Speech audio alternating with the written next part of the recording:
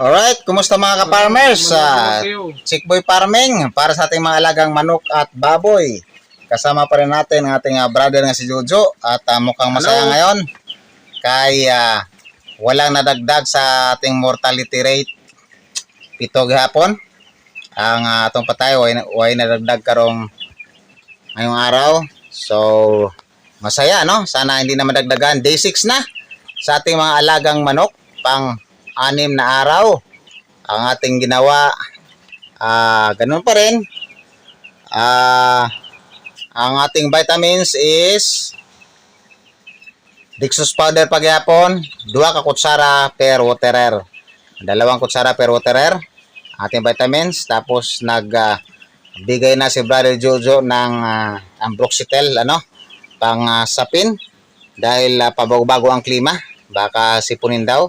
So ito ngayon ang ating mga alaga. Mga masaya sila ngayon mga ka-farmers. Ayan, mga malalaki na. Tingnan nyo ang kanilang pakpak ay tumubo na talaga, no? Halos makumpleto ng kanilang mga pakpak. D7, malaki na sila. Ang ating pagkain pa rin sa kanila ay ang tinatawag na booster crumble, no? Ang booster crumble ngayon ay medyo pino na, kaya tinanggal nila yung booster mass, no? Diretso na sa crumble pero medyo pino na ang kanilang booster crumble, ano? Yan natin mga alaga. Kung atong silipin mga ka-farmers, madami-dami sila kasi 200 pieces ito at saka mga malulusog, ano? 7 ang patay, may dalawang naka-quarantine doon. Under observation itong dalawa, sana makaligtas sila sa kapahamakan, ano? Ayan. D6 mga ka-farmers, ang gagawin natin sa D6, panay pakain pa rin. Na pagkain dapat di mauubusan, tubig di mauubusan. 24 hours pa rin ang dextrose powder, 2 kutsara per waterer. At ang sapin na ambroxetel, D6, sinapina na ng aking brother, prevention, no? Sa sipon dahil panay ang ulan-ulan, init, ulan. So, isang waterer, kalahating sachet ng ambroxetel. So, isang sachet ng ambroxetel, 2 waterer ang pwedeng gamitin pag pangsapin lang, ano?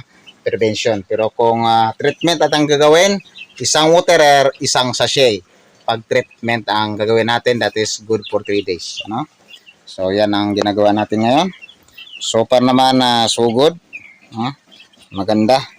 Inakyat na natin konti ang ilaw mga ka-farmers kasi day 6 na. Medyo mainit-init din ang panahon kaya ang ilaw inakyat na natin kasi medyo malaki-laki na rin natin mga sisiw. Tingnan mo naman, no? Mga ano sila, mga bilog-bilog, no? Mga bilogin. Ayan. So ang 2 ilaw na dinagdag natin para sa malamig na panahon, hindi natin ito na ilaw, ano? 4 lang talaga. That is good for 200 chicks, no? 4 na ilaw, tig 50 watts isa. Alright. Yan ating update ngayon. Atong silipin ang 2 naka-quarantine, no? Yung isa rito kumakain pero hindi natayo, na? Siguro nabalian ito. Ginudo ito.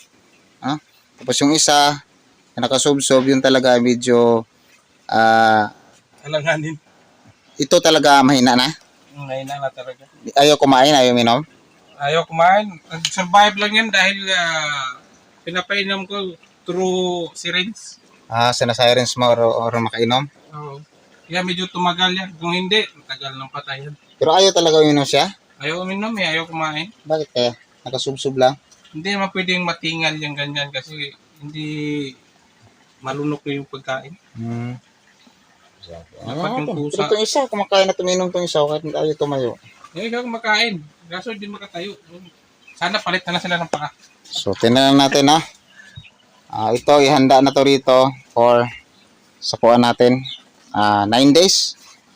Kung mainit ang panahon, 9 days, ilipat na natin sa walang ipa. Pag malamig ang panahon, 10 days. Ito day 6 pala mga ka-farmers. Maglinis tayo ng ipa nito, ano? Kukunin lang natin yung taas nito. Ang taas ng ipa kasi puro ipot na. Tapos na maglinis si Brad Jojo kanina. So, tanggalin man lahat yung taas mga ka-farmers. Kung naka-scope, scope mo. Kung mayroon kang rake, rake mo. Dandahanin mo para hindi ma-stress ang ating mga alaga. So, wag mong biglain. Ano? Ating update ngayon, D6. So far, so good naman. No? Kay why nadagdag sa atong mortality rate. Alright, hanggang sunod sa update natin, D7. Hanggang sa muli. Check by farming. Adios! Adios.